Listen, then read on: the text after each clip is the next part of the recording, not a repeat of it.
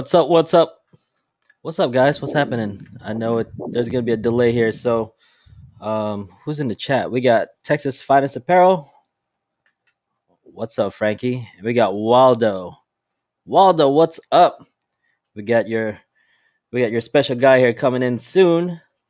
But let's see what we got going on. What's up with you guys, man? Happy Hump Day. It is Hump Day somewhere, right? Let's see here. Let me fix this real quick. Why is my settings off? Wait a second. Audio. That's weird. All right. We're just gonna wait for a second. Try to get some more people in here. I think we're live. Let me just make sure we are.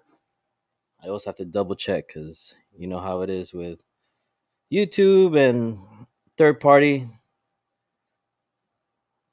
All right, looks like we're live. Cool. Let's see who's here in the chat. Let me see here real quick. Play, must play. Okay. The only thing I don't like about this one is you can't see if anybody's in the background. So that's kind of weird about this one. What's up, Aaron? What's up, man? Let's see. All right, so I'm assuming. Give me 1 second while I figure this thing out. Something is different here. Hold on.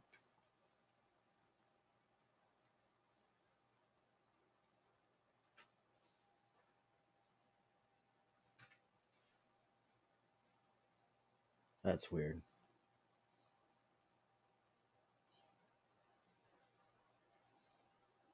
What's up, Lily?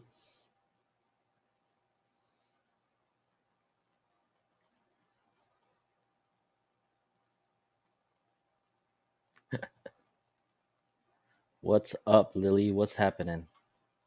All right, looks like I got this thing going on here.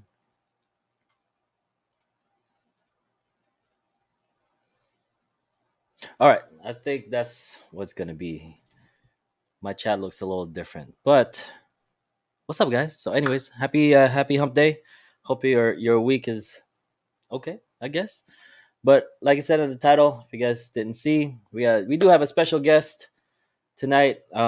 If you guys are into screen printing or if you guys are just getting into it, I'm sure you guys seen his videos, and I'm sure you guys know about this person here because he is one of the OGs, I would say, as far as the YouTube and the screen printing game. So make sure is it good to put my brand on my brother? Yeah. Well, hold on. What? Texas Five says, is it good to put my brand and my brothers together in one site? That's it. All depends on your business. Like if that works out with your how you want to run your business, then yeah. But if not, then that's all preference to you. But I'm gonna say no. I would separate it. All right, guys. So without further ado, let's bring in Cam here. What up, Cam? What's up, guys? What's up? What's up? So if you guys remember, if you guys know Mr. Cam, Mr. EARVEN. Limited. Mr. Cam EARVEN here. So how's it going? Good, dude. I'm sitting here trying to share this feed on the Print Life, on the whatever the community thing. Hopefully we can get some of these fools in here and interacting. But thank you, everybody that's here. You guys are the best. Yeah. And thank you for having me on, Ryan. Yeah, even though I had to ask you. Even though I went off just inviting fools in. I had all these podcasts. I'm inviting fools in. And I gotta ask to be on these shows. What's up, dude? You know what? You're like in my list to ask because I'm trying to just get this thing going. Okay. So that makes sense. Actually, yeah, that makes sense. Yeah, I remember. I wanted to have dude, I'm such a dick. I'm gonna forget his name. One of the kind of the goats in the screen printing industry, and I was like, dude, I got to get about 30 podcasts out before I'm actually gonna ask him. So okay, I'll take it. Yeah. Gotcha. But as far, let's go back to the Print Life, the Facebook thing. What's going on with that? Like I've seen it I look at it every now and then. Yeah. Looks like it's growing. There's like new faces there. Are you talking about like the official Print Life Facebook group? Yeah. Dude, I've abandoned that group. This is the thing, and because you're on this whole social media thing, dude, like, it becomes a dumpster fire, right? And then you're also trying to like actually run a business and make money, and moderating those kind of groups is brutal. So I handed it off to Brandon, and he's doing a good job with it. Oh, okay. Okay. As far as like, there's a lot of new people coming in. I know that the group is growing. But there was a period of time where there was a group of people that were trolling the dog shit out of it, and they kind of ruined it. And so I went out, I had to find someone who was like militant, which is Brandon. He's like former military. He takes no shit. So he's the one that's kind of trying to moderate it and keep it moving in a better direction. You know what I'm saying? Yeah. I think I posted something, forgot what it was, but I thought it was like, okay. Then like somebody like cut it off. I'm like, who is this guy? Really? I get it. I mean, like, even on the YouTube stuff, it's just hard to like keep tabs of like all these trolls, man.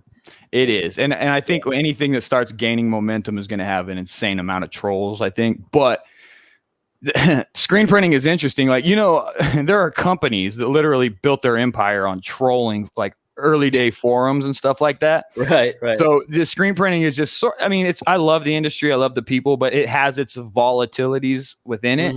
And I think that the groups are really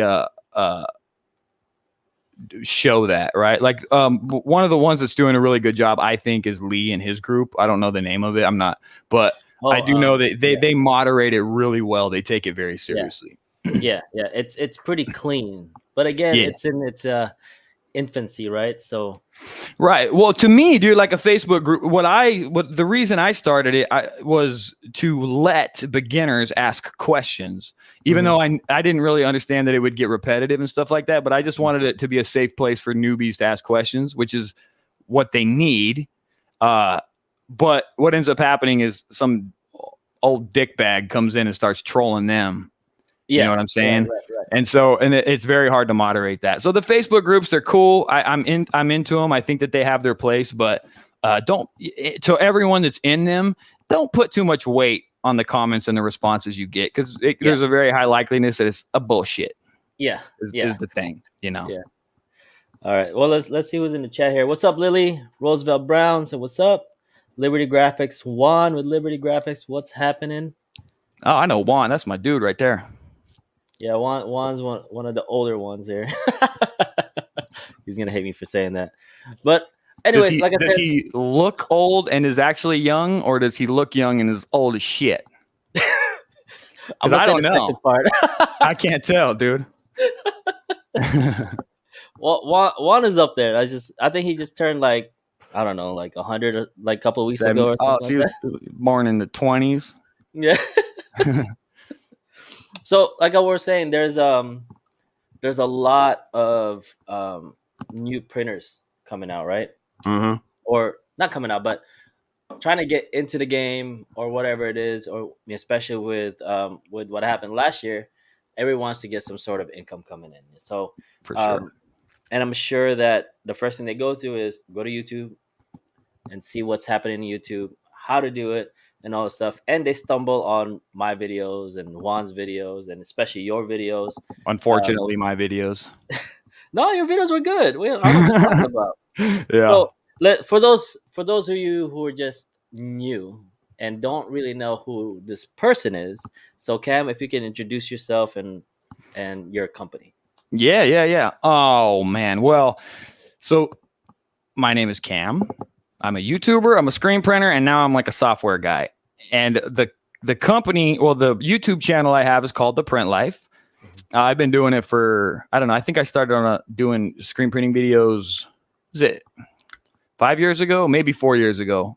It seems like forever ago. I think it was did you start like a 2016 or something like that? That could be. Shit if I know, dude. Yeah, that sounds about right. 5 years. Yep. I had to count on my fingers. But yeah, dude, I started the channel and originally, I don't know if you went to the first videos, it was just vlogging. Like I wasn't trying to do like tutorial videos or anything like that. I just wanted to kind of vlog my life. I thought it would be cool to share it. And I don't know, it just seemed like a fun project. Right. And what's Uh, crazy about that is your first video was you were vlogging, you were doing your live screen printing. yeah, And I yeah. and I forgot where it was, but that's in like it's funny because that's in my rotation, and Uh it always goes like every week it goes back to the very beginning and it goes down huh. the list. That's I what's mean, I up. love it. It's good. Yeah. It's good stuff. It was fun, right? And at that time, man, it was really scary. And I was like, oh, I just want to start this YouTube thing. It seems like fun. I need a new challenge. And so I like set a date, right? Like I was terrified to do it because putting yourself out there is extremely scary, Extremely. as all of us know. Yeah. But I just like set this date and I was like, this is a cool event. It's going to be kind of like we're traveling. It's a pretty big deal. So it's getting uploaded no matter what. And Yeah. it kind of set me off on the path. Did you struggle with that when you first were like, do you Oh man. remember your first upload and how you were able to pull your ass up to actually do it? Yeah, I think I did a handful of just videos that I've never uploaded. Well, I Me too. uploaded, but like it's on private or deleted. I forgot what it was.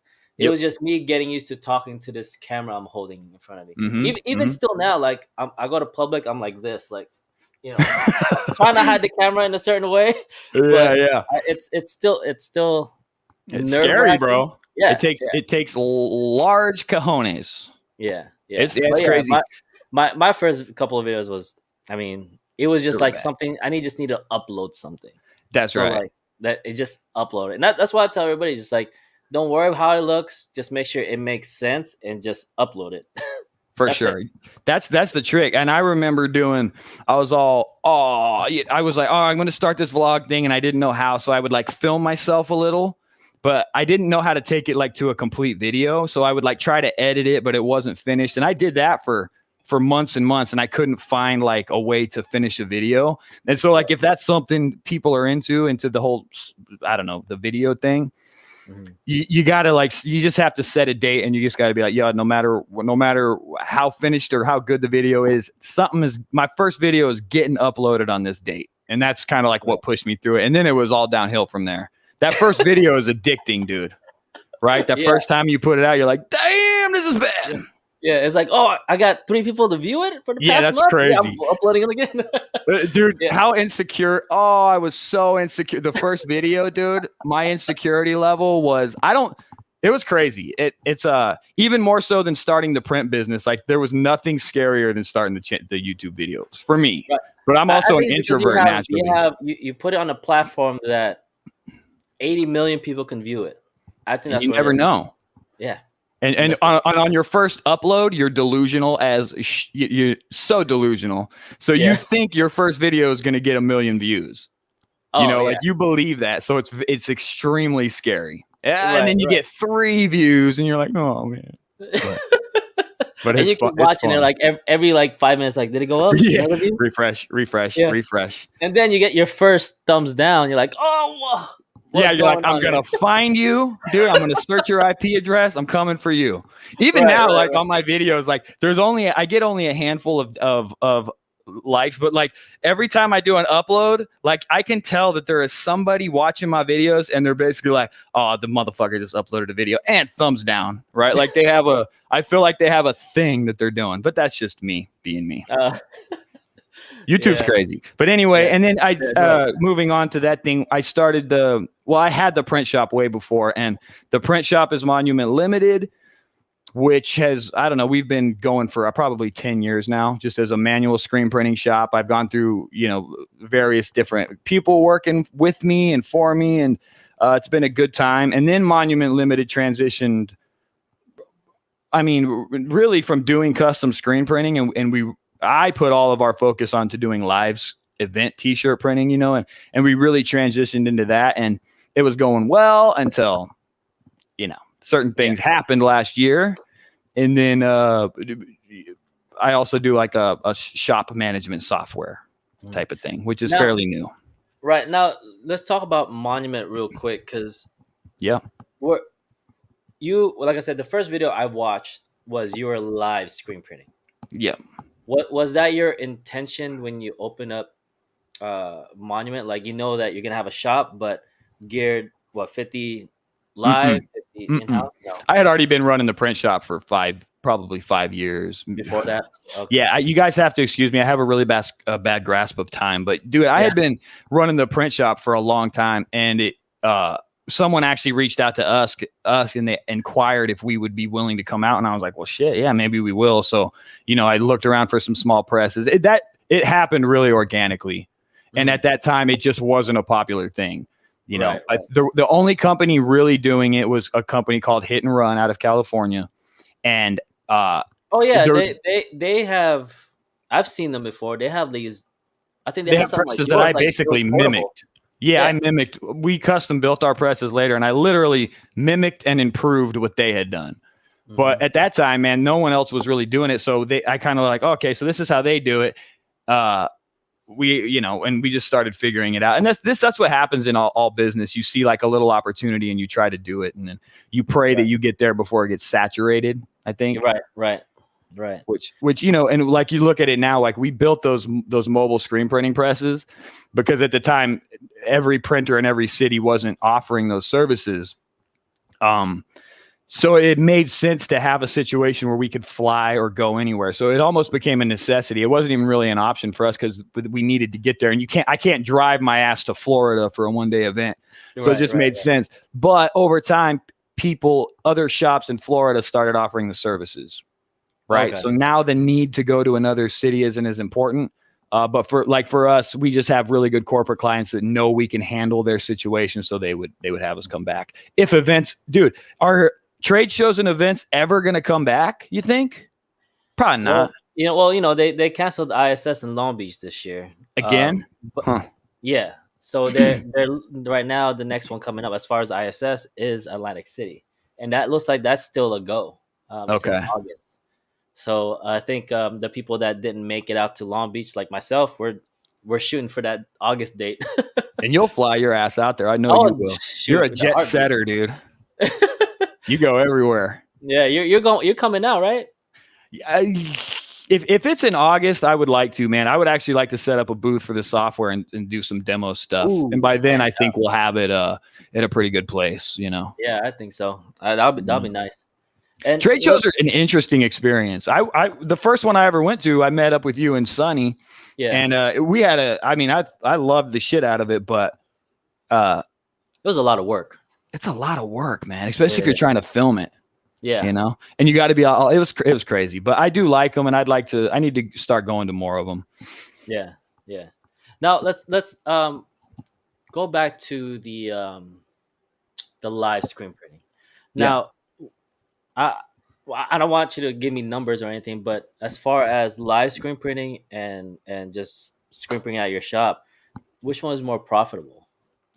Live. I think live screen printing is. But it's just a lot more work, isn't it? You think? The live part? Yeah. Is more work. Yeah. It is, but not really. No. Once you have a system in place for live screen printing, it's easy, dude. It's way easier than doing like actual custom screen printing, like business to business stuff. Right. Really, the hard part is just getting the gigs, and getting your marketing down to actually acquire them. But once you have the work, it's better than running like a manual screen printing shop money wise. Now, if you're automated and all that, it's a different story. But yeah, and I was actually talking to a friend of mine that wants to get into it, and he wants me to join. You should up with them. But I'm like, dude, I see it as like the same thing as like my DJ gigs. It was like we're lugging big speakers. Now I got they get smaller and smaller, but it's like if you have, like you said, if you have a system, it would get easier. Well, actually, you bring up a good point, because gigging, it is a gig. It's a gig job. It's the same thing that you do, but the difference is I assume DJs are, at this point, it's highly saturated, so you don't get to pull the same gig price that you might have 10 years ago or when it was first becoming a big thing. And live screen printing did sort of start turning into that a little bit. To some degree, and it will continue. I think that the price will drop as more and more people start offering it as a service in their area. But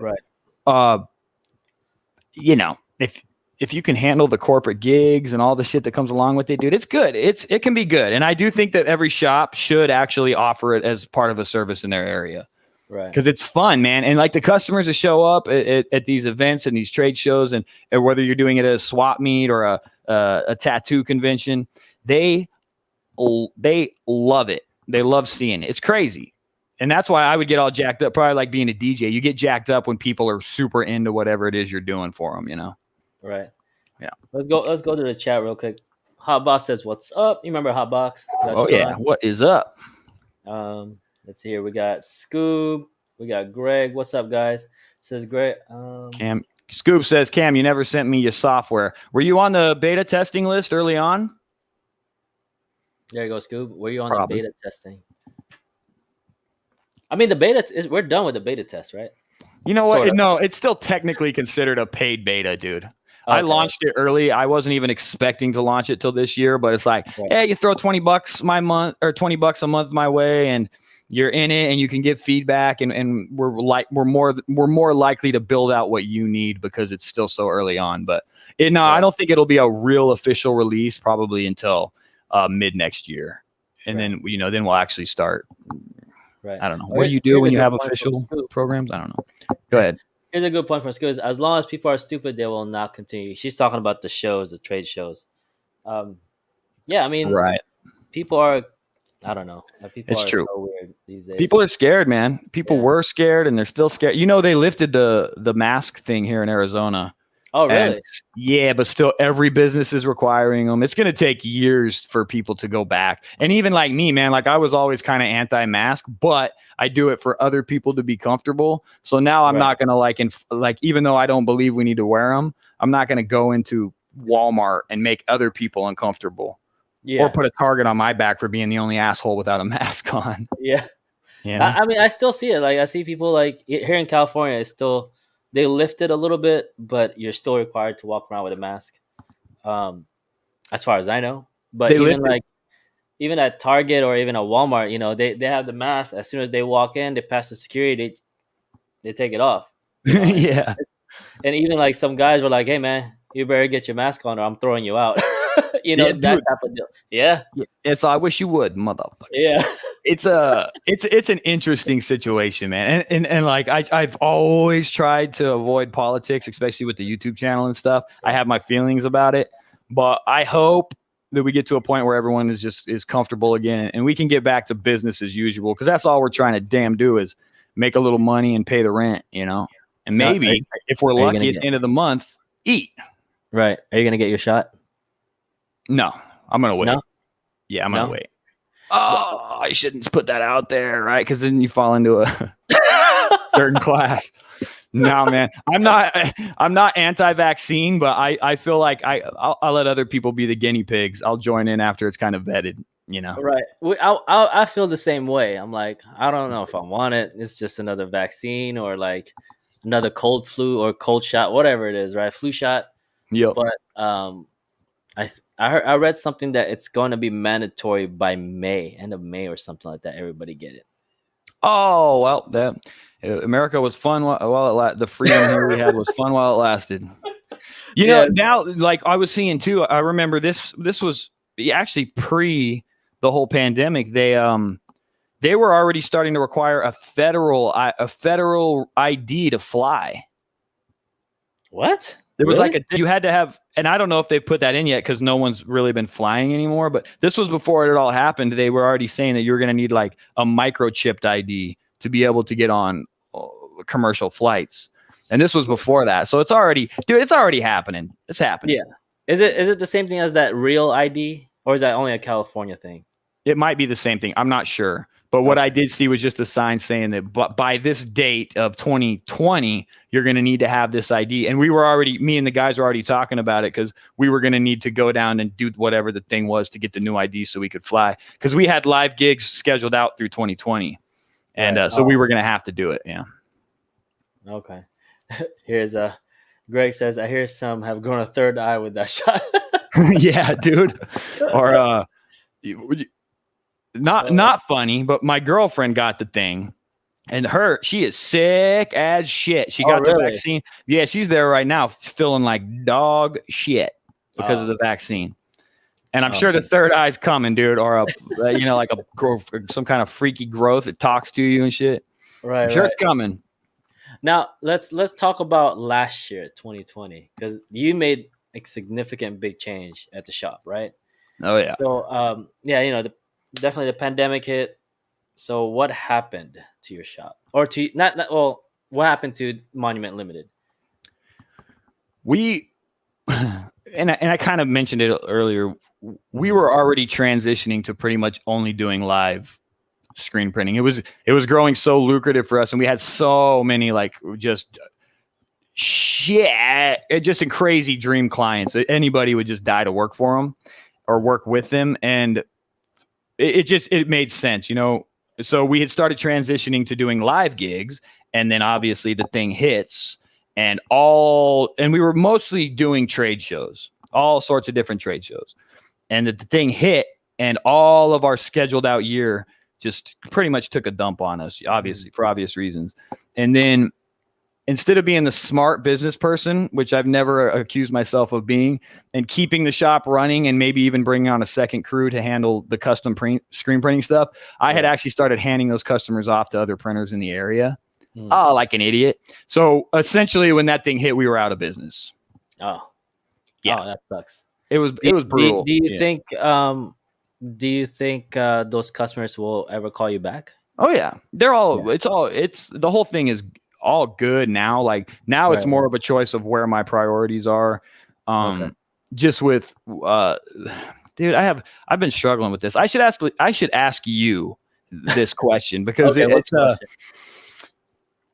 I'm struggling with it. Okay, so I have the YouTube channel, and obviously it's fun, and I enjoy making the content on there when I'm up to it. Lately, I haven't been really up to it, but I enjoy doing that, and I enjoy doing screen printing videos. But I am now in the software world, right? So we're basically providing a service to other screen printing shops that need to do stuff. And so my question is, to you as another screen printer, do you feel like it's a conflict of interest having me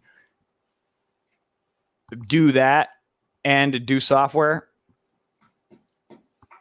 No, I have no issue with that. I don't think that would be an issue because it's a software from a printer for printers. Right. I think you can't get anything better than that. You know. Got it. Because there's people making things and products and softwares that they have no idea. They haven't gone through the paces, themselves. Yeah. But as far as a actual printer sees there's a need, then that's much better than buying another, buying it from someone else that doesn't know about screen printing. Okay. Got it. Okay. Because I've been struggling with that, and I've been like, what am I going to do? Am I going to just, I was actually starting to question if I needed to close the shop to make the people that subscribe to the software more comfortable. Mm-hmm. I don't know, man. A lot of people, I got some feedback on this early on, and they were like, well, I'm just kind of like, I feel like maybe you would have access to my customers or something. And then, and so they kind of brought it up. I was like, no, we literally cannot access your your stuff. Yeah. But and those are the people that's kind of like yeah. I want my, you know what I mean? Like they're the ones that want to trademark their screen print shop name. Exactly. And they won't tell you about their t-shirt design unless they've copywritten it. Right. It's the same people, right? Yeah. Okay. Got it. So that makes me feel better, dude. So in that case, yeah, man, I can open the shop back up whenever I want. The live screen printing is still going to go down as soon as things open back up. We're still going to offer the whole thing. And I would like to, I always said it. I did it on the videos. I was not going to start building my screen printing shop until I had the management system in place that I felt could actually scale my stuff up. Right. You know what I mean? And it took way longer to build the software than I expected. But now I feel like it's in May. It's not in May. It will be there. And then I will feel comfortable actually scaling the print shop up. Yeah. I also remember when you were going to I remember when you were going to hit, was it going live on that, on the software? You're like trying to push that button, but you didn't want to push. So scary, dude. It was so scary. It was the whole thing is scary, man. And when we launched the software, it really wasn't ready to go live. I just did it because the damn print shop died, and I was like, all right, well, let's just put it out there and see what people think. And it was not ready. No. And it's still missing one key thing, which we're gonna have it done in May. And again, dude, I told you before this thing, we can't talk about the software too much because I will talk and talk and talk. I'm obsessed with it right now. It's all I care about in the entire world. All right, let's go back to the chat real quick. What's up, Soul Deep? Soul Deep, Lily, Greg. Oh, you got people in here I never seen in the Print Life podcast back in the day. You got new people. Yeah, like I said, there's a lot of new people. That's either that's in screen printing or just in YouTube in general. So what's up, The Impossible? What's happening? What's up, Impossible? Hey, I'd like to put it on the record, man. I did the screen printing podcast first. Yes, you did. And I think that's a lot. It's weird because like a lot of people, not a lot of people, but I get messages on my Instagrams like, hey man, especially last year, where's Cam? Have you talked to Cam? Or like, they thought I died, dude. Videos? Yeah, people were making eulogies for me on the groups and shit. It's like, no, I'm busy. I'm doing stuff. Right. But yeah, man, it's so cool though that people give a shit. It's really cool. Well, the crazy thing about that is they felt, as far as like the Print Life, just the vlog and the videos, they felt they're a part of it. Yeah. You know what I mean? And they were. I mean, they would literally even dictate the kind of stuff I made, you know? Like I said, I didn't want to do really tutorial stuff, but so many of the viewers would ask how to do this and that, and I'd be like, well, I'll show you the way I do it. So I just started, doing them, but I just wanted to document my life. So yeah, dude, the viewers literally dictate the content you're going to make, and it's cool. Yeah. Most of the time. And then sometimes you're like, oh, go fuck yourselves. But most of the time it's cool. I like it, man. YouTube is sick. It really is a privilege to be on it, and the people that watch it. It's, y'all are the shit. Yeah. You're my favorites. And people got to understand, like, we're in it to help you guys. So that's true. The crazy part. And a lot of people, not to say a lot of people, but some people don't understand that. You know what I mean? It's like, I'm just here to make money. Well, I'm just talking to myself, but forgive me if I'm wrong, but I'm not even here to make YouTube money. It's just because there is none. There is none. And it's just more of like, okay, you guys need help. This is how I do it. This is how, everybody else, or how we do it in the business. So, or whatever it is. So I think a lot of people got to understand that. Yeah, man, it is important. And then, this is, you don't want to put it out there, but when you're doing this kind of thing, it really is just a labor of love, and you're doing it because you enjoy making the videos, but it does take away from your time to run your business that actually generates income, and YouTube doesn't do that. So it really is just for them. And, maybe you get a little notoriety in the process, but that's a burden in its own, in a lot of ways, right? Yeah. I mean, and people don't understand is like, you record something all day, and that's like at least a 5-hour take, and you chop it up and scale it down to 10 minutes. Yeah, dude. Remember when I was shooting and uploading the same goddamn day? I did that for the better part of a year. I would shoot all day, and I would be up till 3 a.m. editing so I could have the thing uploaded the next day. Oh, It was crazy. It would have been impossible if I didn't have other guys running the shop. There's no way I could have done it. Yeah. Like Tenio, how do you say his name? Tenio? I can't never. Taino Inc. Yeah, he's my favorite, but he's essentially, it seems like he's doing something similar to that, like the same kind of vloggy type stuff. Right. So he's probably up till late-ish, kinds of late in the hours trying to get these things edited. It's cool, man. I love it. It's awesome. Yeah, and you guys would, I don't know where I was going with you that. guys do it, like even like Lee. Yeah. Like all those B-rolls, all those different, that takes a long time. So much effort. I even tried doing like 1 or 2 B-rolls. It's like, dude, I'll throw one in every 10 videos.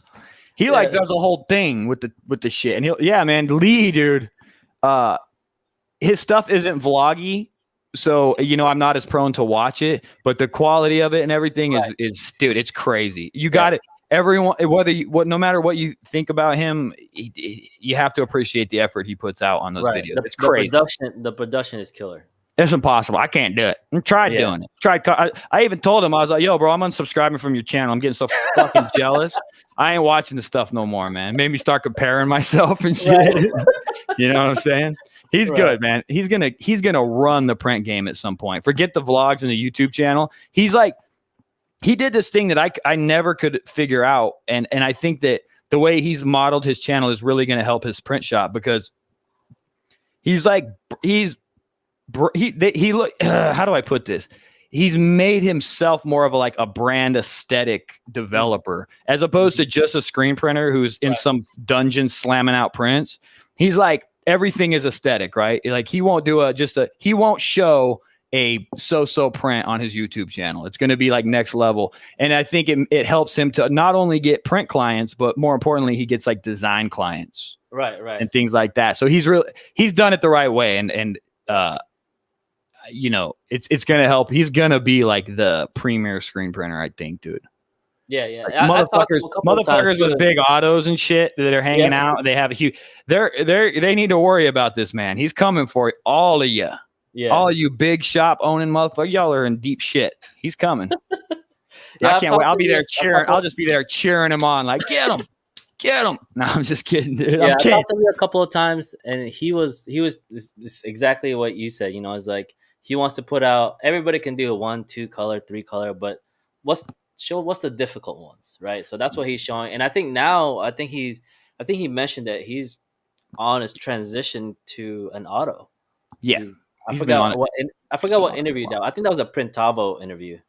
Yeah, he's been on it for a while. He's been on that transition. But I think the most important thing to take from somebody who's doing it that way is if you represent yourself a certain way, you can get a certain clientele. So if you're showing, even if it's a 6-color project that you do, but the graphic is so, and you know, and if you put that out into the social media, you'll get a certain kind of clientele. But even if it's a 2-color graphic, but it's so beautiful and the video looks great and your branding is on point for your print shop, you're going to become more of a brand builder. So people will hire him not only to do the printing, but also to probably help develop logos and actual, maybe even brand identities. And that's huge, because there's a lot of money in that, you know? And that's crazy. I think, going back to YouTube itself, like, even if you're starting out, it's like you have to think of it as, other than the vlog, is you're a brand, right? You're branding yourself. And I think, because, you know, and I sucked at that, dude. I did a bad job. Yeah, I did a bad job. You did good with the print life. Like I said, everybody feels like they're a part of it, and that's why people still ask for it, and they're still asking. But ain't no one asking me for design help. You know what I mean? No one's coming to me like, hey, bro, can you help me with my logo design?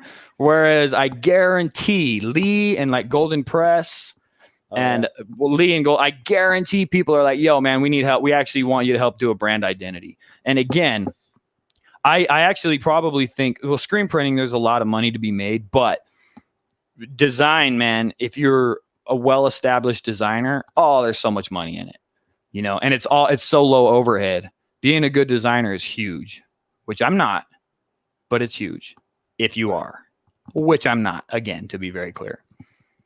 Right. So anyway, the past, I would say, now lately that you've uploaded a handful of videos a couple of days ago, or not a couple of days, maybe in about a month or so. Yeah. So does that mean you're getting back into the game, to the YouTube? Yeah, man, I'm looking at it. Yeah, I'm slowly transitioning back into it. I miss it, dude. And I think what happens too, like when you're just making any kind of content trying to help people, is you feel like you've answered all the questions you can answer in this particular arena. So now that I have embroidery, I feel like it's new for me. So it's fun for me, the whole thing with making videos is it's fun to process. It's fun to document my learning process.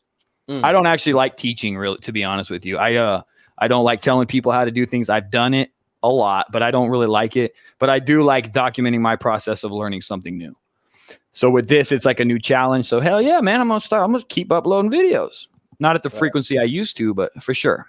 It's good. And I think everyone should do it too. Here's another interesting thing about making a thing that will possibly help teach somebody else. When you're teaching someone how to do something, you actually are getting better at it. Like, apparently that's even the process to mastery, going from a journeyman to like a master probably not the right word, is the process of teaching. Because when you teach, that's when you really finalize your skill set.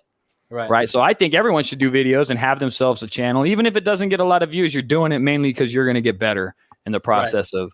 And dude, that's the other thing. When you're trying to film yourself printing, it's like twice as hard as just doing the print. So it really makes you evaluate your processes in terms of set, right? You know this shit.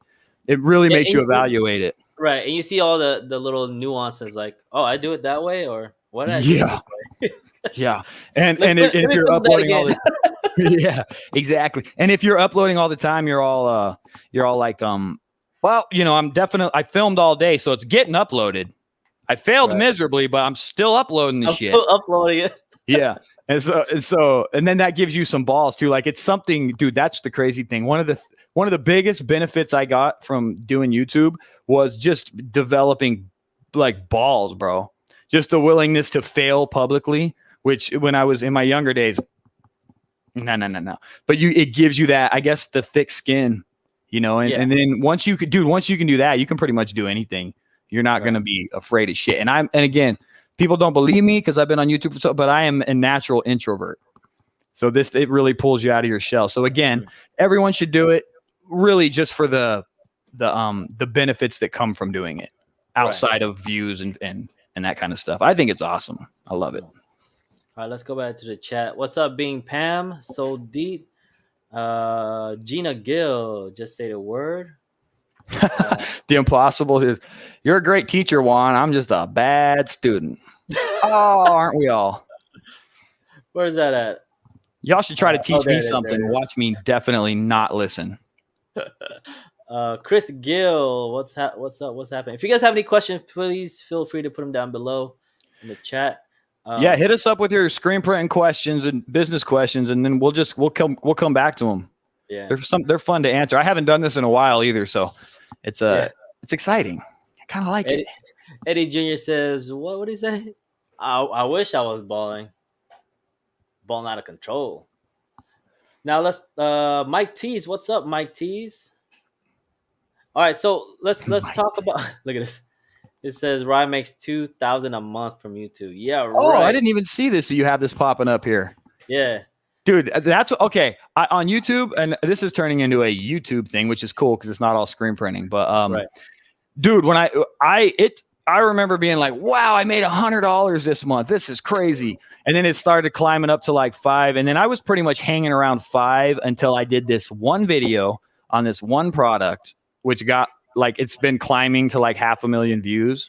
Ooh. That changes everything. If you get one video that has that, then it will jump to like $1,000 a month, or maybe even $2,000 or $3,000 a month, dude. You just need a few bangers that almost, which freaks me out. Like, you think about the YouTubers that get 100 or 1,000,000 views per upload. That's crazy. Huh? And it isn't even really a business. They're entertainers. So they're not really running a business. What are they doing? They're entertainers, but they're making so much money. Right. I remember when I got the $100, I think it took me like 13 months to get that check. I'm like, whoa, I got $100. Oh yeah. And it is exciting, right? Even though, because you've been doing it for free for so long. Yeah. Here's a question for you, Cam. George Lopez says, Cam, are you still using that mini DTG type machine? Oh, well, everyone corrected me in the comments. It's not DTG. It's definitely not DTG. But yeah, man, the thing is sick. It is a very good tool for a specific situation. It's the Oki, right? Yeah, the Oki laser. It's they call it, I think it's actually considered DTF, which is direct to film, if I'm not mistaken. And the whole thing was new to me, even when I got the thing. It's not a white toner? It is white toner, but aren't they still considered DTF? I could be wrong on this. I don't know, man. I don't know. Direct to film. I don't know, but it's sick. But it's for a specific application. It's because you don't want to have to deal with a direct to garment printer sitting for a week or two not running. This is like a good solution for people that need rest in peace shirts, that need a quick family reunion or a vacation shirt. You know, it's a cheap option for being able to do less than 12 pieces, full color. But then there's a very specific but here. It is not for retail. I would never use it. I would never use that thing to like do a graphic for someone that's trying to start a clothing brand or an apparel brand. No way. No way. So, and I thought that I covered that in the video, but I feel like I didn't. You know, I have my regrets with that video, but it is good. Here's a question: when did you get that? What year? I can't remember. Last year? Yeah, like honestly, dude, I cannot remember when I uploaded it. It might have been last year. It could have even been the year before that. Have you been like printing out of it consistently? Just using it for personal stuff. Just for personal stuff. And it works perfectly for exactly what I'm talking about. Right. You know what I mean? And like we did a family reunion, and I used it for that. It was great. I didn't have to set up no damn screens. I just ran off actually I did like 30 reunion shirts with it, and it was way quicker than doing the screen printing thing, even with all the heat pressing and stuff. Full color and everything. Yeah, it was sick, man. Like our reunion shirts were crazy. And I didn't do any of the what do they call it? Oh God, I can't think of what they call it. I'm actually really new to that whole process. You have to you perforate the graphic so that it washes better. I didn't do none of that shit, and the washes hold up fine. I think it's very comparable to heat press vinyl or heat transfer vinyl. It's basically the same thing to me, in my opinion. But they're awesome, dude. And especially if you have a shop and you have a lot of walk-ins, it's beautiful. Right. It's the best for that scenario. All right, Liberty Graph says it took him 1 year to get his $151. On YouTube? It took a year? I feel like it actually took me longer, you sons of guns. Because I remember going like, dude, I ain't never going to make no money at this. Right. I remember getting that check in the mail or whatever it was. Showed my wife, like, look, see? There it is. And that was it. Now, when are we going to get our silver play buttons? God damn it. Right. Did you see how they downgraded those things? No, did they? It's no longer like a beautifully cast, like, not framed. It used to be cast. Now it's just like a cutout of some cardboard with like a mirror behind it to look silver. I don't want that. You can keep that stupid play button. We're never going to get what is it? You have to get like 100,000 and you get silver. 100,000? Yeah. Wow. I'm close. I'm getting there, baby. You getting there? Where are you at now? I don't know, 80 or probably like 80. Ooh. So about 20, huh? Let's just say 20. So in another 2 years, I'll get my play button. 2 more years. 2 more years. 100K. That's a lot, man. In screen printing, you think about it. That is a lot of people because it's such a small niche. You know what I mean? Right. So to me, it's cool. Very, very proud of it. All right. What's up, Tim? Jimmy, what's up? We got some late people coming in here. JBM. Liberty's. He's rolling in $100 bills. All right. Oh, I think we kind of covered this, but here's that question. Any tips of starting a YouTube channel? Kind of introvert, but I want to start documenting. Been doing shirts for 2 years. Want to be in that convo with you guys, lead, etc. Can I hit this first? Go ahead. You want to go first? First off, we did cover this a little bit earlier, so definitely once this is over, go back and watch it all the way through, and that'll also help. And then like the video, guys. All of you like hit that like button. Hit like, and then subscribe if you're not. But yeah, what we were ultimately saying is you just have to set a date, and you're uploading no matter what. So you're going to sit there, dude. You're going to have your little camera and you're going to be like filming yourself and you're going to be like super shy. And then you're going to try to edit it and you can't tell a complete story and you're going to give up and you're going to ditch that video. And then you'll try it again and you'll do it a bunch of times and you'll never upload. All you got to do is set a date. And no matter what, on that date, you are uploading, even if the video's shit. And here's a nice, no one's going to see the first video anyway. So it's all good. They might see it if you hit if you get super big, but in the beginning, no one's going to see it anyway. So just upload it and it'll give you the confidence to do another one and another one and so on. But yeah, dude, I'm an introvert like crazy. And I didn't really start coming out of my shell until I started doing YouTube. That's why I think it's so beneficial to everybody. Right. And I'm not an introvert, I guess. No, you're not. Because I've been like I said, I've been DJing, so I'm always emceeing and talking to the people, you know. But to me, it's like even now when I pick up the camera, it's always that first "What's up?" or first "Hello." Like once you get that out of the way, it's just you just keep going. That's right. People, that's so true. Yeah, and I tell people like even if you don't like it, if it just makes sense, if there's some sort of story. upload it. Because like you said, like if you don't do it, you're never gonna upload it. Yeah. And again, it's not, and I don't think anymore it's the YouTube thing is not about making money off YouTube views. It's not about even getting famous on YouTube. What it's about is you getting comfortable with public humiliation. Yeah. And it creates a certain level of confidence in you, even if you're already outgoing. It will, I believe it'll take you to the next level, and it'll teach you to take risks, especially if you're sort of risk averse naturally. It's therapy. Right. And when I started, I wasn't starting to create a YouTube channel for screen printing. It wasn't even like that. It was more of like, okay, my wife said, why don't you just write, do a diary? I'm like, I don't want to write. So I was like, oh, let me try this YouTube. So I was like just documenting my daily stuff with my kids or whatever. Then it kind of just fell into screen printing and DJing and all this other stuff. So the best thing about that is when you do your uploads, whatever it is it's there forever. Like, you know what I'm saying? So if something, heaven forbid, something happens, it's still there for everybody and for your kids or whatever it is. That's so true, dude. Yeah, you're like building a digital legacy. It's wild. It's kind of freaky, dude. Maybe I'm gonna delete all my old shit. But yeah, man, that is very cool. I don't want that part of my legacy to exist. Right.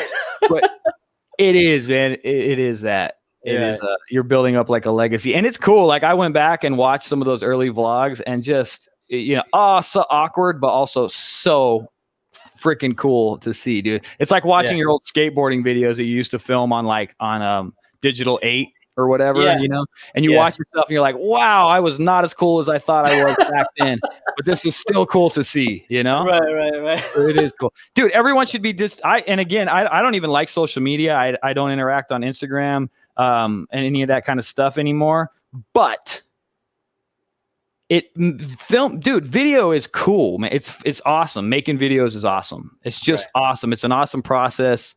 It teaches you about storytelling, which especially in business, man, the best businesses always tell an incredible story. So you'll literally learn how to tell the story of your business by making videos. Right. Because you got to learn how to do a beginning, middle, and an end. You got to have a, rise in action and a conclusion and all that shit. That was my thing with the videos. I would even create problems in the videos specifically to have a problem to solve or to create a cliffhanger, man.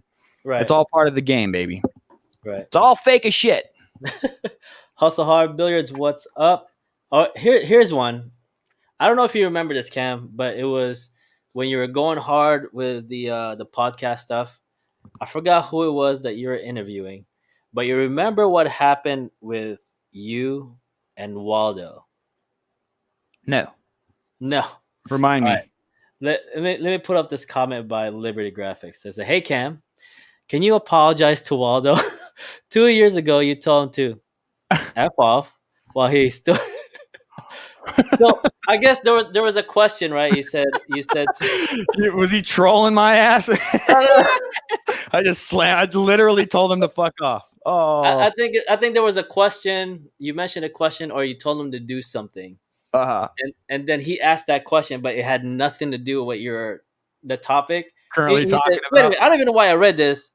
And you said, F off. Whatever.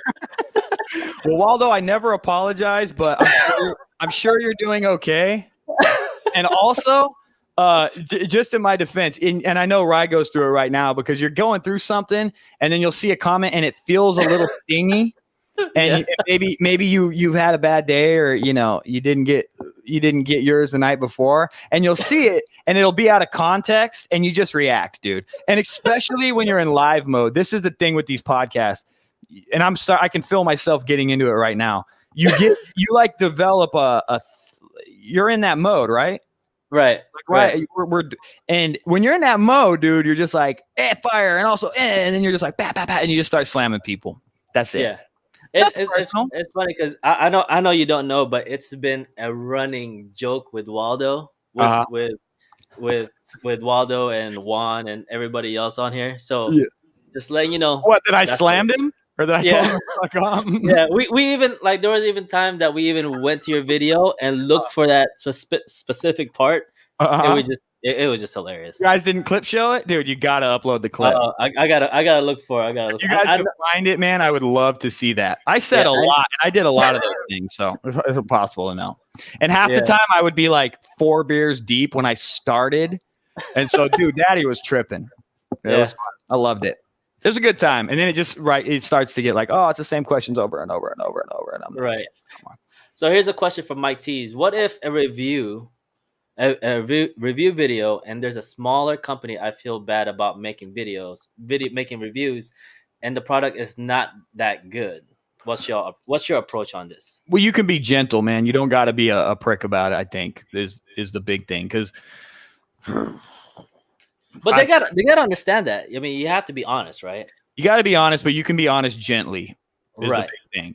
I mean, you don't got to be like, this effing product is a effing pile of F, and don't ever buy this thing. I think you do pros and cons, and if you really aren't a fan of the product, you make sure that the cons are bigger than the pros, because you can always find something good about every product too.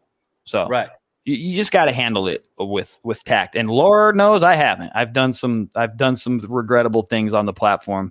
But it's all good. Just review them honestly, but just don't be too harsh about it, I think. Speaking of products, how's that? You still got that blue flash dryer thing? No, you know what? I did a video on it because I have. You did. I'm sorry, you did. I have the Anatol thing now, and that's right. I mean, the comparisons. There's no comparison between the flash dryer I have now and that blue one. But the blue ones are good, especially if you take. And I think I also wired it up wrong. But anyway, I did a video and I was like, yo, if somebody's around and you want the thing and you're in Phoenix, come get it. And somebody swung by and got it. So they're using it now. Hopefully it's working well for them. But I think that's one of the best value products. It pisses me off a little bit that like these other press manufacturers can't build something like that. It pisses me off a little bit. Not a lot, but a little bit.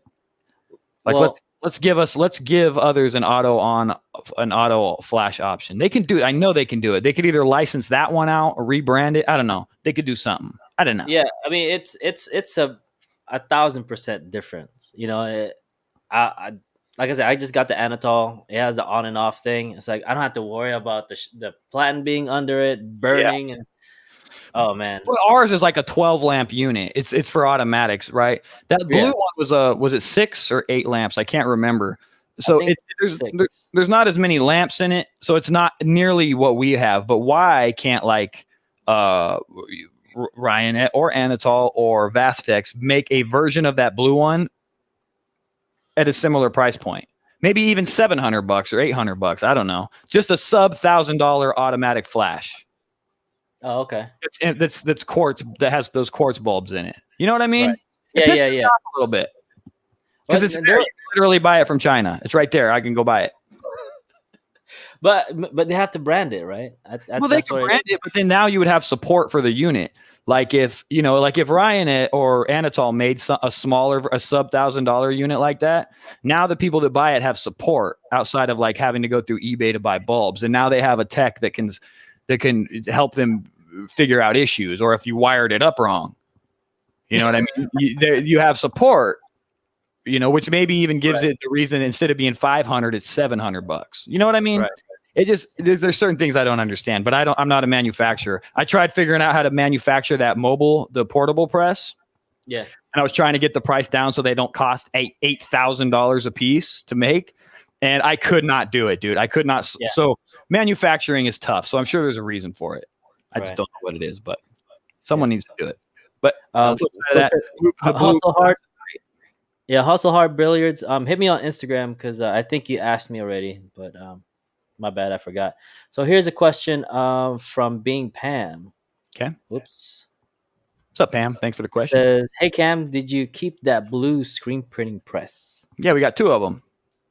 So we use them for live gigs.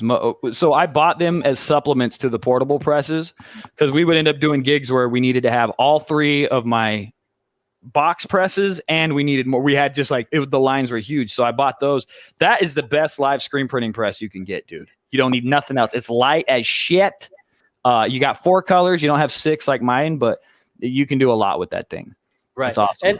And that's funny about that because a lot of people, like I say, it's brand new year. People want to they want to supplement their money and get more, whatever, the side thing, right? Um, and the question is, yeah, the blue press is really cheap to get into. I mean, compared to like a silver press, a really really cheap Ryanair press or whatever it is. Mm-hmm. But a lot of people have, they have their opinions on it, Of right? course. And I would say there's nothing wrong with it. You just know how to use it. You just got to know how to use it. Every press is different. Even if you get a $1,000 Ryanair press or whatever it is, and then you get I don't know, an Antec, they're gonna be different. You For just sure. gotta learn it. And to me, like even the blue press, it's very simple. It's just a clamp. Mm-hmm. How hard is that? That's just my opinion. I think that was the conclusion I came to when I did the review on it. It's Yeah. well, here's the thing though that you and I will take for granted because we've been doing it long enough. We know what adjustments, like why you might be getting thick ink on the left and not the right. We Yeah. know that if the screen is tilting this way, you're going to get a thicker deposit over here. But a new printer may not know these things, and so it can be hard to evaluate what the problems are with a press like that. I Right. think. And because it's so finicky and there's no like micro adjustments, everything's like loosen it up, hold it there, tighten it, loosen it a little Yeah. more, hold it.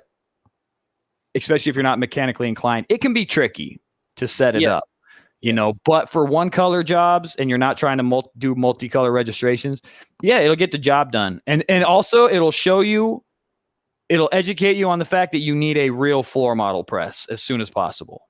Right. So you get started with that. You run it for a few months. You do some single color jobs, and I don't think go to any of the middle range presses. Go from that little cheapie right to a $6,000 floor model. Just make the jump. There is no really in between because the little in betweeners don't do anything. Just don't. And that's that was my case. I came from this small press. I jumped to the next one. I jumped to the next one, and next one. It's like I should have just went from here to here. For sure. And you would have saved money and hassle and oh my God, how much equipment have you moved? Yeah. So yeah, man, and then that is another thing. And I don't think anyone will ask this question in the comments. And I haven't really been doing screen printing videos, so I'll cover it here. And this is probably slightly controversial, but I learned this only recently when I finally came to the conclusion that I am not necessarily a good business person. I think also you should automate before you hire your first helper. And I think this might be controversial, but now I don't know. Looking back on what I had done, if I had, instead of buying another manual, if I had and not hired somebody, or just instead of having the manual and hiring somebody, if I had replaced the manual with an automatic and I had ran it myself, I would have produced way more and I would have made way more damn money, dude. And then when I did bring help on, the automatic would have made them way more productive. It's very hard to hire somebody and have them be productive on a manual press, in my opinion. I'd figure it's the other way around, but really. And that's what I thought at the time. Yeah. Looking back on it, nope. I would have bought an automatic, dude. And even like I would buy a small one, dude. Yeah. And that's the other thing. Oh, it's so crazy.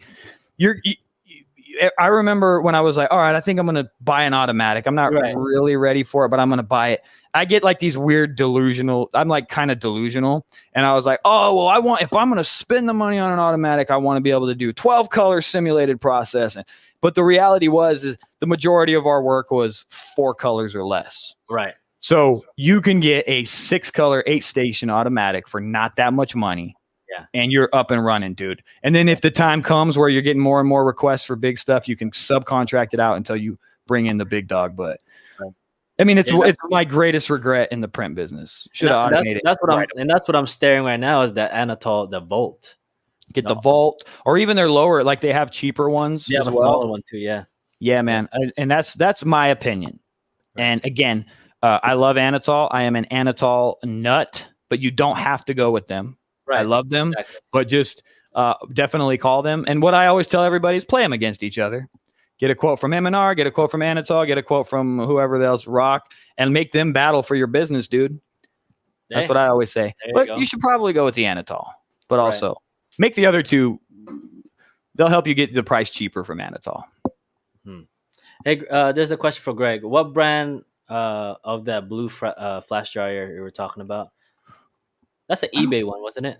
Yeah, I got it off. I got it off eBay. They're all over, dude. Just do quartz flash on eBay, and you'll see them. It's because there's a yellow one which I think doesn't have the automatic off on. Oh, okay. I think that's the difference. But you want the one with the little eye so that it turns off and on automatically. There you go. Yeah. Cam, what's up, Tim? Sherlock? Tim, good to see you, buddy. Yeah, the Sherlocks are sick. I've been messing with them more and more. I still haven't come to a full conclusion on them. The problem with them is that they are just a bigger investment. And so you're kind of asking yourself, like, what are the benefits compared to the cost? Because they do cost more to get into for sure. And even once you have the frames, the panels, I think are pretty similar to the price of like a fresh aluminum screen. But what I'm starting to come to is that even with all that, even though once the investment is paid off and now you own them free and clear, they'll last a lifetime, and you can just stock panels. So instead of having 60 screens hanging around your shop, you can have maybe 40 if you're even a fairly large shop. And the most important part is if you bust a screen, much like the rollers, you instead of having to stack up all your aluminum frames and send them off somewhere and wait 4 weeks to get them all restretched, you have your things, you have your panels right there in a drawer. It's this thick, and you can just restretch the screen just like that. To me, that's huge. And then on top of all that, they run at way higher tensions than static screens do. The tensions are crazy, dude. Right. And I've been running them here for a little while now, doing just different personal projects and shit, and they're still not dropping. Like the newtons are holding steady. I don't know what kind of mesh they're using, or I got to figure that out. I need to talk to somebody about that, because it's almost like the mesh is stronger for some strange reason. I don't know why. Maybe it's the glue, or I don't know. But yeah, they're dope, man. You guys should get into them. Have you considered the Newman roller? Yeah, I had them, hated them. Oh, couldn't do it. Couldn't do it. How come? Like the softening of the corners. So Newman's, I couldn't bring you over to my shop with a Newman roller and you've never done it and get you doing it that day. Probably there's like a knack for it that you have to develop. Whereas, unless of course you use the panels, I think, right. Like, cause now they have panels, but if you're like softening the mesh yourself, no way. But then the Newmans, like, they clamp in weird. They're round. They're heavier. They're kind of clanky. Like when you're tearing them apart, they're like all rickety and shit. I just, I wasn't a fan of it, man.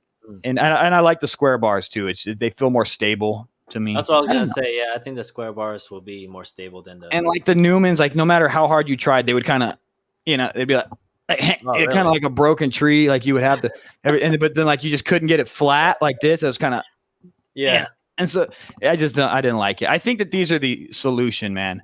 Mm-hmm. And you can also retension them. So if the mesh does eventually drop, you can just slide another thing in the mesh and it'll bring it back up to a work hardened screen mesh. They're dope.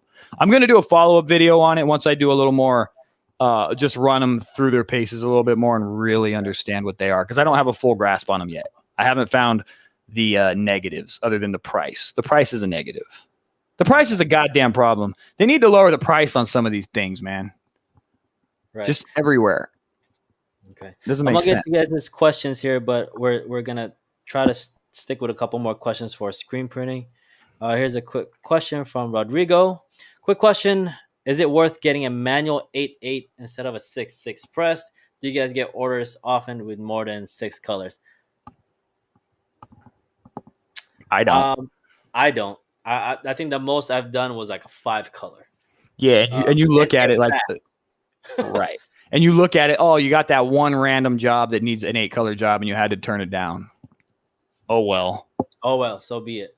Oh well, you didn't really want to deal with 8 colors anyway, dude. Yeah, you can't please every single project. You can't really do it. I would say try not. I mean, you can't. You just can't accept every single project. And how about this? Now you got 2 more pallets you have to scrub down and re-adhesive. You have 2 more pallets that you have to change the tape out on. You have to replace the rubber on them.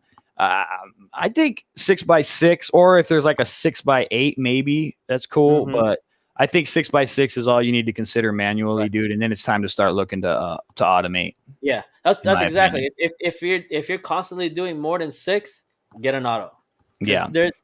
Or by the farm time it out. You get to the third round of 6 colors is like you're dead tired. Oh, so dead tired. Yeah. Dude, it's brutal, man. It's brutal. Yeah. And some of those jobs will take you all goddamn week. Like if it's a 2,000 piece order, don't do it manually. One of the best pieces of advice you can give a new printer is get on with a local contractor that does big jobs. Get on with them early, get negotiated in early, and get your system in place early because they will save your ass, dude. Right. You gotta have even if you make a little bit out of it, it's still your customer. Right. It's still your customer for the future when you do automate and go there. But dude, and especially I would say the first 3 years of business, you're not trying to kill it. You're just trying to build up your business and your customer base.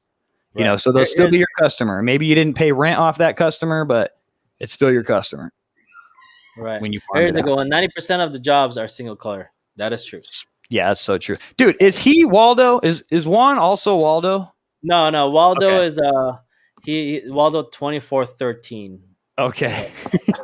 I still feel guilty. I still feel bad, but you're not getting an apology out of me, crybaby. I don't know if you saw my live last week. Waldo was in it. There was 3 of us. I did. That's the one I saw. That's Waldo?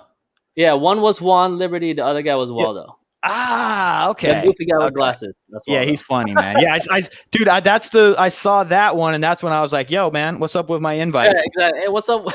Yeah. So that's Waldo. Yeah. Oh man, I'm sure he just loves me. So yeah, that he was in a lot, right? In those with those podcasts. Yeah. Very cool. He was there. Very, very cool. So here's one from Corey. Question for Cam. Is there a good M&R distributor in Phoenix? I'm jumping into the print game. Would love some advice on a good press. Yeah. Who is the M&R distributor? You know what, man? I've been out of it and I haven't shopped it in so long. Oh, it's kind of pathetic. I don't know. But yeah, man, just all you do is go to the website and they'll point you in the direction of the distributor in that state. Wherever I was gonna say Jonathan. Jonathan's not M&R, right? He's Cat Spit's Raynar. And I don't think they even make automatic stuff. But yeah. Okay. Well, just go to the M&R website and look for the state distributor. They'll get you set up. I know. Right, I used to go to Multicraft and they used to be the distributor, but I think that they're doing Anatol now. So I don't know. Oh, are they? Wow. Yeah. Okay. Interesting. Now let's move out of screen printing real quick. Now you got that new machine, the embroidery. Yeah. Right. Oh, shit, it's crazy. So why did you go with the Melco? Well, you do you reach out. Well, first off, Bowerden wouldn't like wheel and deal. Right. They're the only ones, but and I do leverage the YouTube channel a lot when I get these things. So like, I'll be like, oh, I'll do some videos and you guys can, and you make these deals. So, but most of them are willing to play ball. I like with the Melco, the idea that you can get your first machine and learn it. But then you can just continuously buy single head machines, but then you can chain them together to be 16 heads if you want. Yeah, and then my big concern was like, well, yeah, but they're pretty expensive individually. And so, and then I was just kind of like, well, then what happens if I need like a 4-head? And then they confirmed like, yeah, well, if you needed 4 heads, we would make that we would price those 4 machines comparable to what you would pay for a 4-head like Tajima or a Bowerden. Okay. And then when you think about the fact that those 4 heads, 6 heads, 8 heads, they're still running off one motor that's running all those heads. Whereas in this case, you have, let's say you have 8 Melcos, you have 8 motors running independently of themselves. So to me, it just seems like it felt like a really good thing at the time. I don't know if it is, but we're going to find out. Yeah. But I was sold on it. And again, they were willing to will and deal for the YouTube channel, which was a big part. But I initiate all this stuff. Right. And we just see what happens. Let's see what happens. Yeah. And I just got a used Tajima, and that's been, man, it's such a big learning curve. And it is even with a brand new machine, right? Yeah. And it's like, especially my Tajima, it didn't come with any software. I have to figure it out. And I was trying to go with like Fiverr and try to get all that. and it just never worked out. And I just basically it sat there for months.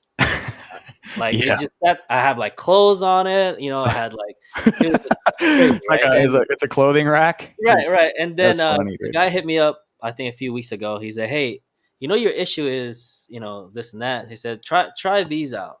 You know, so I hit up. It just, I mean, other than it printing upside down, that I forgot to rotate it. Yeah. It, it was great. Now I'm like, okay, let's get this thing going because I didn't get any like YouTube sponsor, whatever it was. I paid for it. Like, here you go. Yeah, yeah. I Yeah. want this. There you go. So I'm just trying to get that thing going now. And I think the Tajimas and the Browdens, they're very strong. They're like tractors, apparently, Yeah. from my understanding. They are kind of a lifetime machine as long as you maintain them. You know what I mean? So the question is with Melco, do they have that same level of like just hardcore engineering? And that question just can't be answered yet, especially with the new one, the one that I got. Yeah, Only time will tell. Yeah. And I saw that Melco. That's the one I wanted to get at the show, at the ISS show last year. Was it the EM16 or the EMX? Yeah. And he was like, "Oh man, it has this. It comes with the software. You can get like 10 of them and just network them together." Yeah, that's cool. Yeah. Whatever. He said you can just use one, whatever it is. I'm like, yeah. I want it. I look at the price. I'm like, do I really want it? Yeah. Like, yeah. But all new machines are expensive, just like automatics. Right.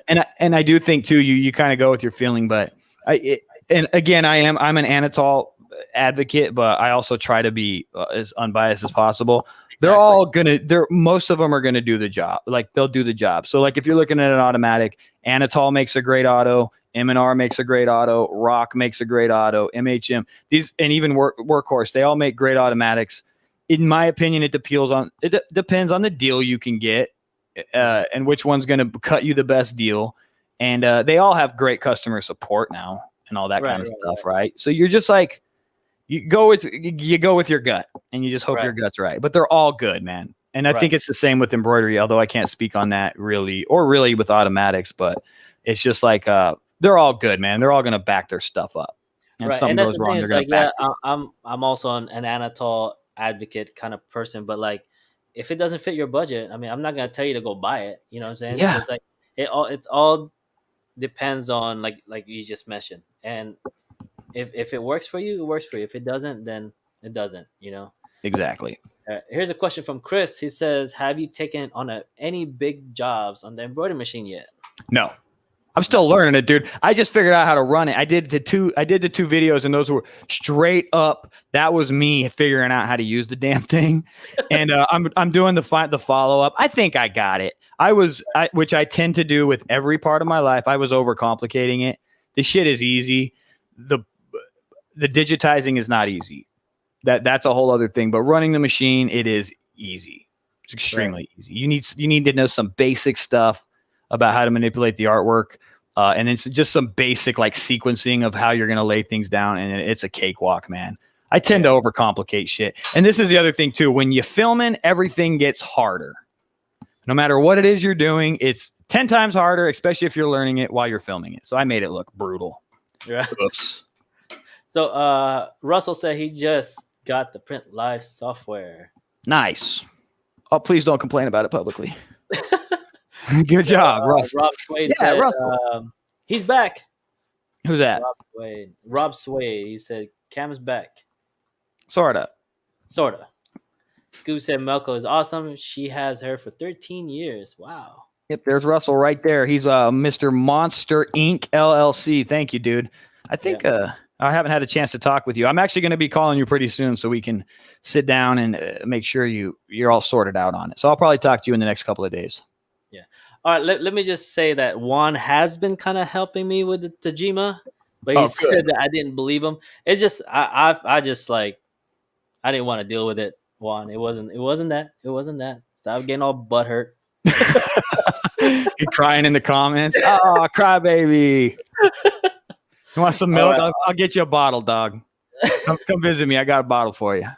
Oh man. So looks like we're way over an hour. So let's keep going. We'll be here for another 10 minutes, but I wanted to ask Cam I know we're like in the first quarter or whatever of 2021. Yeah. So or whatever it is. What's your prediction in 2021? For the rest, you mean for like the industry as a whole?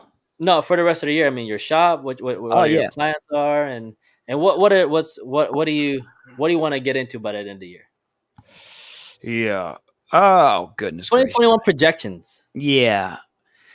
Yeah, I'm sitting here thinking about the print shop because originally I was planning on officially reopening January 2021, and I kind of put that off. What's gonna happen with the shop is uh I'm still, of course, there's still gonna be a print shop, but I'm going to find a 49% owner, and they're gonna run it day to day. So they'll still be. We actually might change the name from Monument. I have a new name, and I was like, "Ooh, this is a way better name." So what'll probably end up happening is the shop will transition. I'll do 51, 49, split with somebody, and then they're gonna run the thing. So that it kind of frees me up to just to focus on the software. Right now, all of my focus is on that software platform, and it is literally all consuming, even more so than printing, if you can imagine. You can't know unless you know, but you run a print shop, you know how all consuming that is. Software is even worse. Yeah. So that's especially with the software you're dealing with, your software creators, they're overseas, right? Yeah, well, we have some. Yeah, the majority of the developers are. So yeah. you're up to like what, 3 in the morning? I work nights, and then I work days on customer service. So I'm literally up all night, and I'm up all day. Man. And I right now I'm absolutely loving it. And and I just started this new thing a few months ago where now I for real call every subscriber and walk them through the setup. So it's just there's a lot going on right now. So that's where I'm going. So as far as the software, the goal is to get this one final thing built out that is going to take it to a system that's screen print centric, to an embellishment industry software. So it'll handle embroidery, screen printing, direct to garment, direct to vinyl, promo, and digital printing. You'll be able to do it all in the platform. And then once that's done, there will be a fairly large something that I'm going to do. Gotta be careful. Can't talk about that yet. Yeah.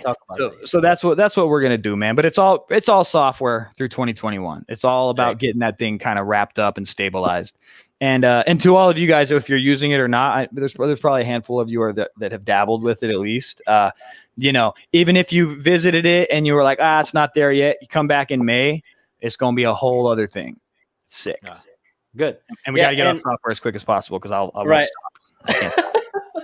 All right, we'll stop there. Now, Chris Gill says, are you going to make it out to Fort Worth ISS? I think that's in like September or October, one of those.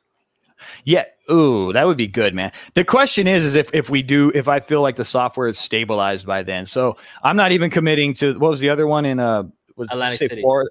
Yeah, I'm not even committing to that until I see where we end up with that platform. And then that will determine when I start trade showing. I probably won't really aggressively pursue it until 2022. What about just going? No, going, dude. I don't see a point to it. I enjoyed the one we went to, but like I'm not there to buy a press. Hobnobbing is cool, but I don't need that kind of ego stroke personally anymore. I really enjoyed it when I got it, but I don't know, dude. It's interesting. It's an interesting experience, but I just don't see a point to it right now. That's it. But I think I'll see you all, and we'll all say what's up to each other in 2022, because you can bet your ass I'll be at every trade show in 2022. There you go. And then you guys can come say, even if you're not using the software, you can come say hi, and I'll shoot the shit with all of you then. Promise you that. All right. Well, that's ended at the good note. Then that's it. I hope you guys enjoyed this interview with Cam. Oh, before we go, are we expecting more videos from you? I'm sure we will be. Oh yeah. I'm working on them now. I'm literally wrapping one up right now. So okay, cool. Yeah, we're gonna keep. Everybody's asking, "Where's Cam? Where's Cam?" I think you can probably count on more like a video a month, maybe. I was desperately trying this year. I was like, I'm gonna at least do a day. I really wanted to do a daily thing, dude. And like logistically, I could not pull it off. I was like, I'm gonna figure it out. I'm gonna make a video a day, and and then it was just impossible. And even like one a week, just because I'm on the line with the software subscribers so often, I would essentially have to shoot in the evenings and then edit through the night, and then I got it logistically wouldn't work. But we'll be doing one a month, and I'm gonna keep them going. We're gonna be steady, all good. And please, if you guys haven't subscribed yet, go subscribe. And then also comment on the videos when I upload them and like them. And for the love of God, will you share them in your Instagram stories when I post a new one? For the love of God. There you go. Like I said, if you guys are new to the channel or new to screen printing, make sure you guys hit up The Print Life on YouTube. Forgot that part. Yep. I assumed everybody knew. Yeah. Please subscribe to The Print Life. Yeah. And subscribe to this channel, man. Yeah, subscribe, please. Please do. I've been trying to hit that 5K for the past 3 years. So Ryan, I don't know. Have you shared this already? But like, what are you getting up to in this year and like even in 2022? Have you thought about where you want to take it? Not really, to be honest. It's hard, right? It's hard. It's hard. It's like I want to do stuff. I'm like, man, can I really do it? Like, I don't know. Well, what about DJing and all that kind of stuff? Are those gigs fairly fruitful when you're doing it? Obviously not right now, but when there are shows and stuff going on, or is it's just fun? Yeah. Yeah. Like you're talking about, like, especially like going back to your gigs last year for the screen printing for the live. It's the same thing. It's like I had like I think I had 2020. I had like 6 or 7 weddings. Yeah, basically one every month. Then after that, I had to give all the deposits back. Oh, it sucked, but it's crazy because that's what happened to me too. Yeah. It was. Did I not mention the whole deposit thing and all that? And a lot of the shit, dude. We already had flights booked out through 2020, and all they'll do is give you fucking credits. I'm like, where am I gonna fly? And all the credits on American Airlines expire after a year. Oh, you know what I mean? So I have all these flight credits that I can't fly on because everything's shut down anyway. It was, man, that's horrible. Screw 2020, man. You know what I mean? Yeah, like I've been DJing like on Zoom. I don't Zoom. Yeah. Yeah, I've been DJing on like live streaming, like for I don't know, even like parties and weddings and things. Yeah. You're kidding me. For gigs? It's like the weirdest thing.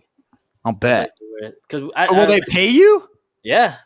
It's like I did it outside the state, which is kind of weird, but that's a win. So basically, you just got to tell me, get a killer sound system out there, and I'll bump it live and just put me on the TV screen. They just stream it on their big TV, and that's sick.